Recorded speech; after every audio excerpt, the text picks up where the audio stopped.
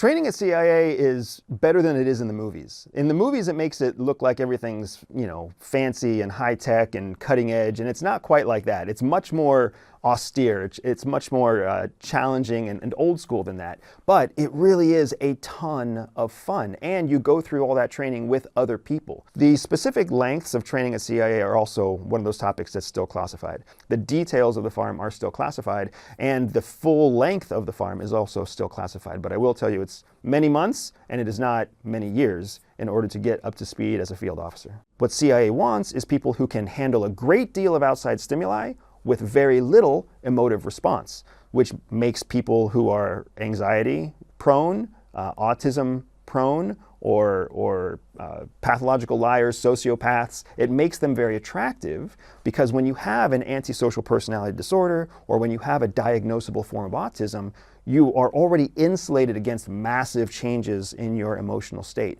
which makes you more effective in training, but it also makes you more effective in the operational field. There are different ways that CIA pressure tests its trainees to measure an emotional response. One of the core things they do is they oversaturate you, what's called task saturation. They give you more tasks than you could ever possibly complete, whether that's in an hour or in a day or in a mission or in a simulation or even in a classroom. That's a very basic example, a very simple example of one of the things that can happen in the first few days of training. As training goes on, they put you through other types of more intense efforts to see what your emotional response might be.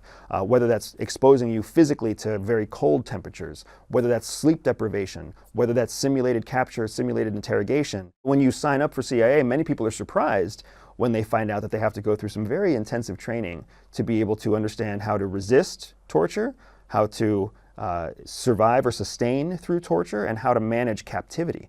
Torture is a sensitive topic at CIA and in many parts of the world, and it's not a surprise that it is such, right?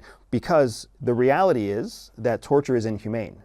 But the other reality is that torture is very much used by enemies of the United States. We prioritize the need to escape above all other priorities, even above the priority of protecting cover, protecting secrets, and anything else.